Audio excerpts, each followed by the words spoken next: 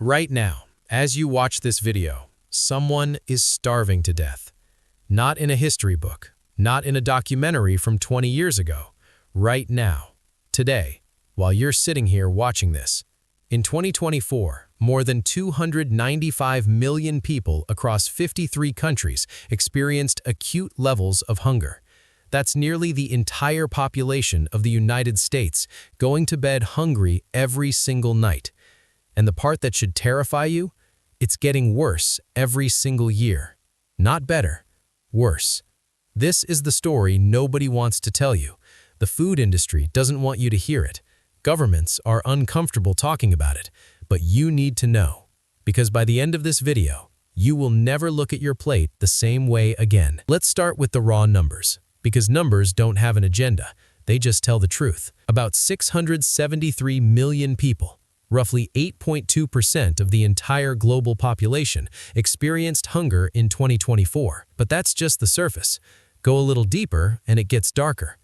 2.3 billion people experienced moderate or severe food insecurity, and over 2.6 billion people couldn't afford a healthy diet.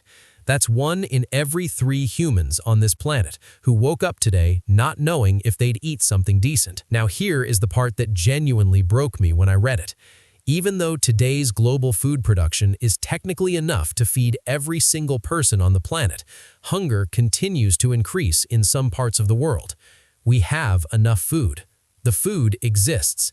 It's sitting in warehouses, rotting in fields, being thrown away in restaurants.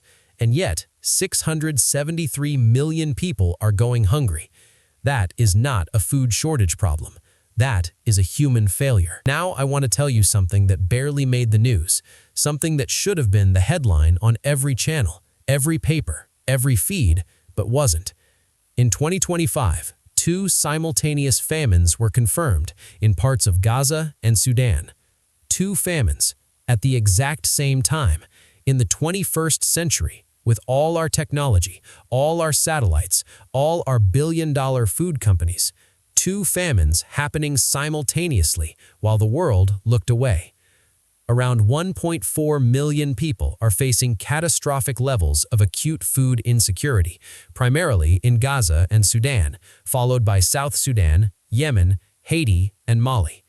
And Sudan alone has become a disaster of unimaginable scale, currently the world's largest internal displacement crisis, with 10 million internally displaced people. 10 million people, homeless, hungry, running, and most of the world is still scrolling past it. The children are suffering the most. Projections show 2.3 million children will be left without treatment for severe acute malnutrition, potentially causing 369,000 preventable child deaths annually. Preventable. That word should haunt us. These children don't have to die. We have the knowledge, the resources, and the technology to save them. We are choosing not to. So how did we get here? How does a world this advanced end up with hundreds of millions of people starving? There are 3 villains in this story, and each one is more dangerous than the last. The first villain is war. Conflict was the primary driver of acute food insecurity in 20 countries and territories, affecting nearly 140 million people. When bombs drop, farms burn. When farmers flee their land, crops don't get planted. Supply chains collapse overnight, markets shut down, food stops moving, and the people left behind starve. The second villain is climate change, and this one is getting worse every decade. Droughts wipe out entire harvests, floods destroy what little farmers have left. Unpredictable weather means farmers can't plan, can't grow, can't survive. And it's the poorest countries, the ones that contributed the least to climate change, that are being hit the hardest. The third villain is economic collapse. Sluggish global growth and economic stressors linked to slow pandemic recovery and fallout from the war in Ukraine continue to affect low and middle-income countries, limiting investment in social protection at a time when food prices remain at crisis levels. The countries that need the most help have the least money to spend on it, and the countries that have the money, they're cutting their aid budgets. This next part made me genuinely angry. As a result of funding constraints, humanitarian assistance operations had to reduce their targets from 100 million people down to 76 million people. That's 25% of those urgently needing food assistance simply being cut off. The aid workers are still there. The food pipelines exist. The systems are in place. But the money dried up, and 25 million people got crossed off the list, just like that.